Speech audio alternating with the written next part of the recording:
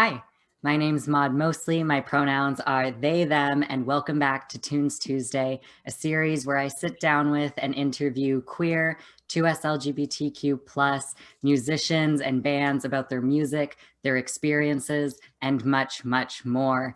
Today, I am joined by California-based alternative band Hoity-Toity.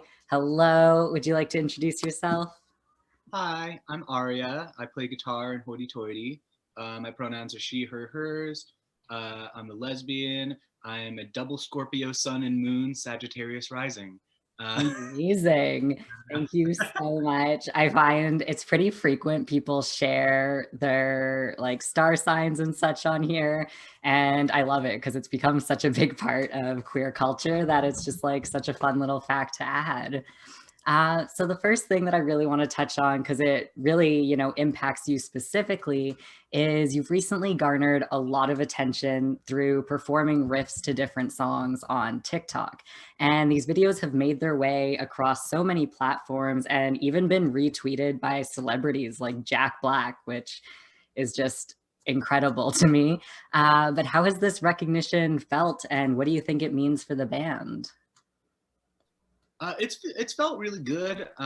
It's also been a little okay. Well, I'll get to it's a little frustrating in some ways, but we'll get to that in a sec. But mostly it's great. Mostly it's just a lot of fun. The fact that like I post something and Jack Black sees it, like that's hilarious. Like I never in a million years would have thought that would happen, and it's a really like specific thing too. It's like oh yeah, Tenacious D just reposted my cover of Classico. Like that's just a thing that happened now, and now I can just say like, oh by the way, that's me over there. And Jared Dines, who like I used to watch his stuff like on YouTube like all the time when I was in high school, also shared it from Tenacious D, and like that's crazy, like that part is hilarious. The part that is a little frustrating is after the Guitar Center videos Can you went like explain those a little bit more for those who haven't seen it? I posted a couple TikToks, three actually. Only two went viral, which is funny because 9gag reposted the first one and the third one, but not the second one. And everybody's like, "Where's part two? Where's part two?" And I'm like, "Just scroll down their TikTok. Like you can just scroll." But it's basically Guitar Center riffs that Guitar Center employees are tired of hearing, and it's just a bunch of dad rock riffs like played in sequence, but like with really seamless transitions between them. Which I did the first one literally in like 15 minutes, first thing in the morning, because I was just like, I could play a bunch of riffs, sure. And it just went randomly viral, and I was like, what the hell is going on here? And so then I tried to do it again the second time, and nobody cared. And then I did it a third time with like better sound quality, and people liked it again, and it just went crazy. And then there was another TikTok, the one that went the most viral, and this is where it's really frustrating, is that the one that went the most viral has absolutely nothing to do with music.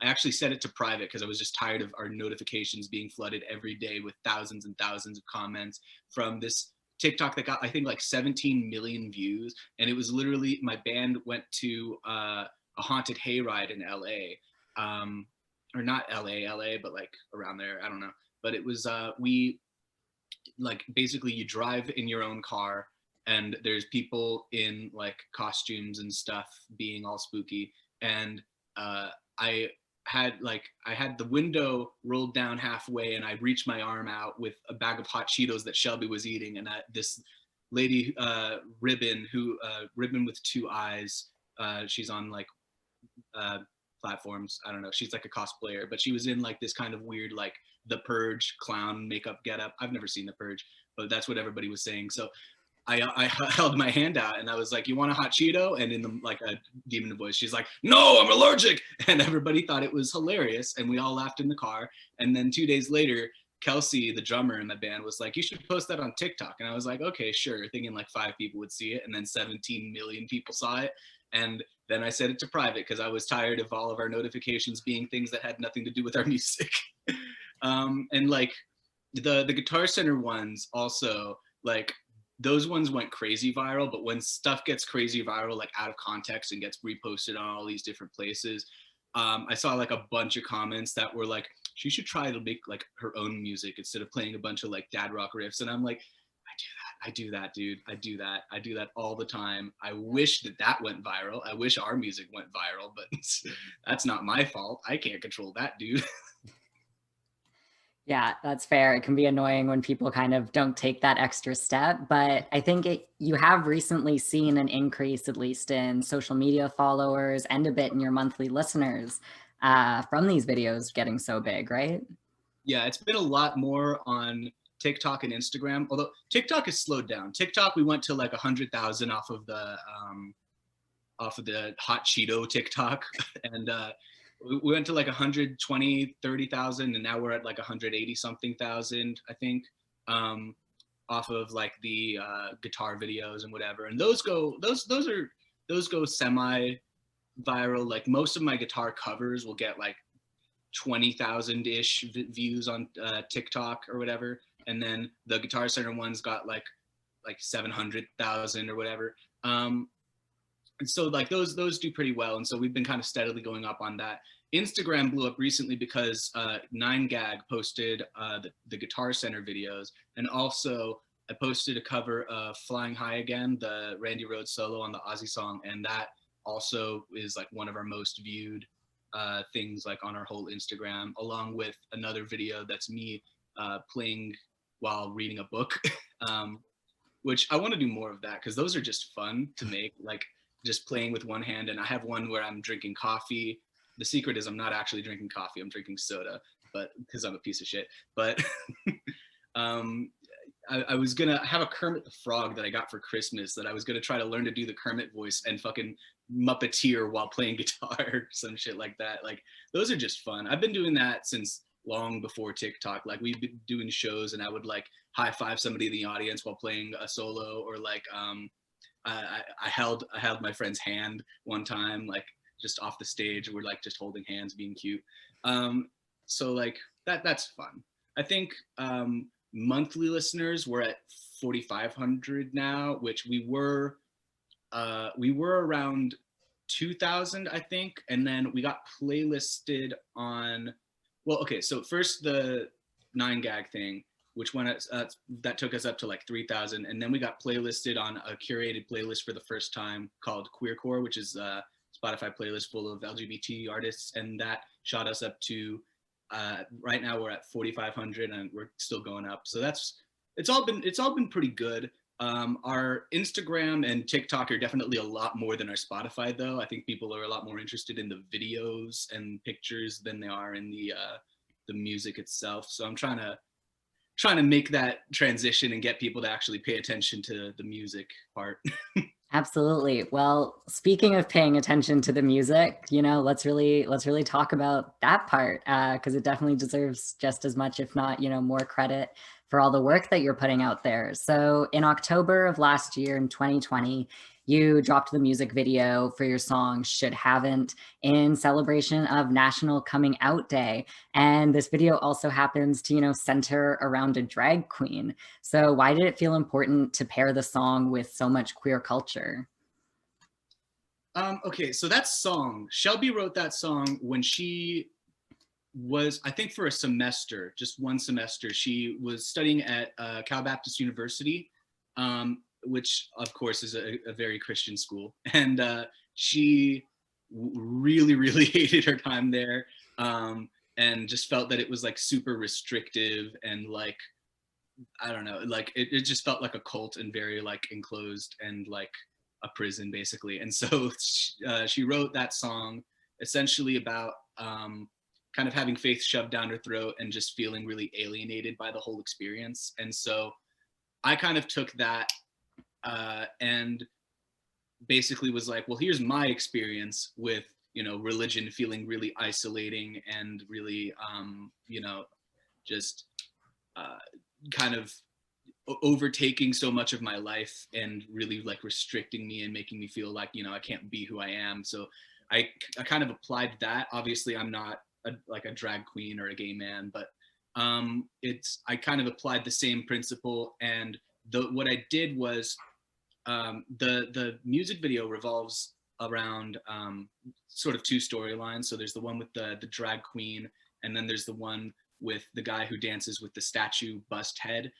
which is the head of Michelangelo's David, which I'm not a theology major or anything like that, but basically David had sort of a covenant with Jonathan, who is the son of Saul, and it's often interpreted as like having been sort of people interpret it in different ways. A lot of people will say it was purely platonic or whatever, but a lot of people also do interpret it as having been romantic, and people like associate that like in certain places, like it's kind of what's the word? It's not like a euphemism, but it's like kind of code for, you know, like being gay and religious.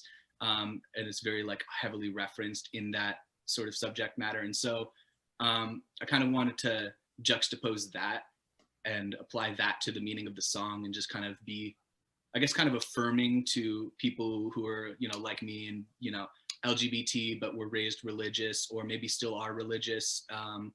And just kind of, you know, that sort of finding yourself, I guess, kind of story, you know? Absolutely. I mean, I definitely didn't expect that. It's amazing to hear, you know, how much history and symbolism there is within that song. And I'm definitely going to go watch it again after this, you know, knowing that now. And I hope other people check it out. I will specifically link it down below to make sure that you see it as well, knowing that. But the last thing I want to talk about here is, with 2 EPs out so far and, you know, this growing fame across social media, is there a plan for an upcoming album? And if so, how can people best support the band with making that happen?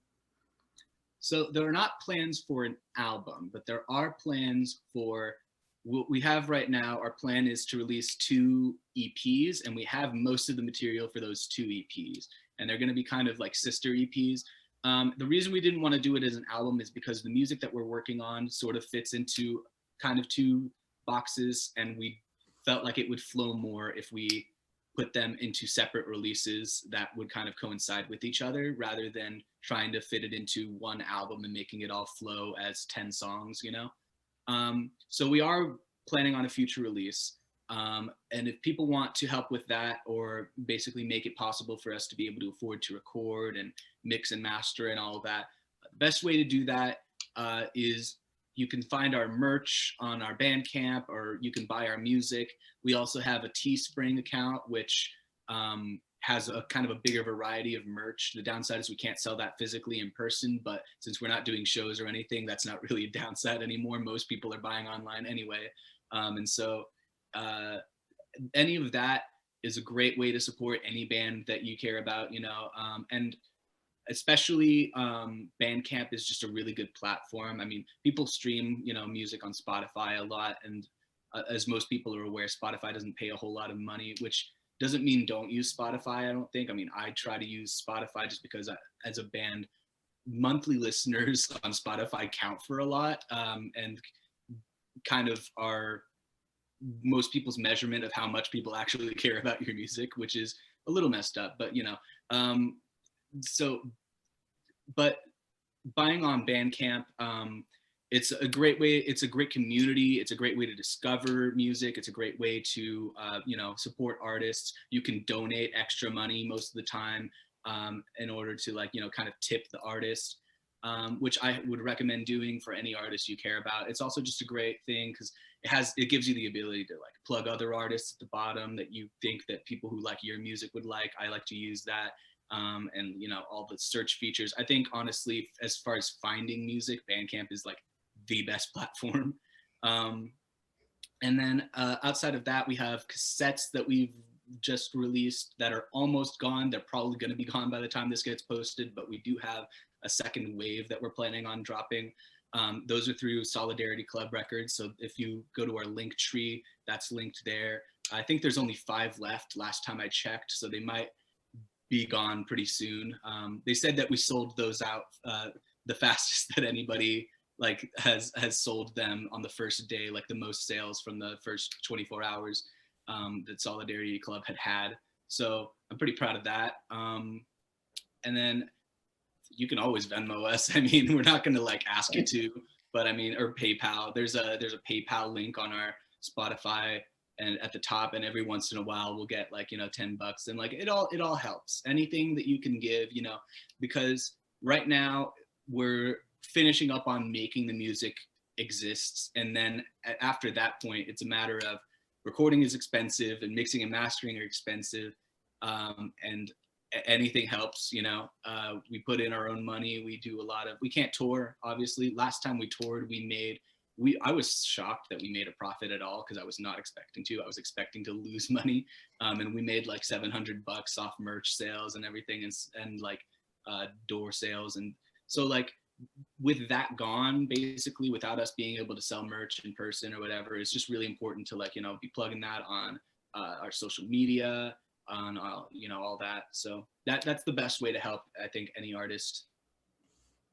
Absolutely. Well, if you want to support the band and you want to see those really rad sounding Two Sister EPs coming out, then go to any of the links below to check out what she's been talking about. And thank you again so much for joining me today. It was a pleasure having you. And I'm so thankful for this. And stay tuned for next week's Tunes Tuesday, and Hoity-Toity will be playing us out. Are you fit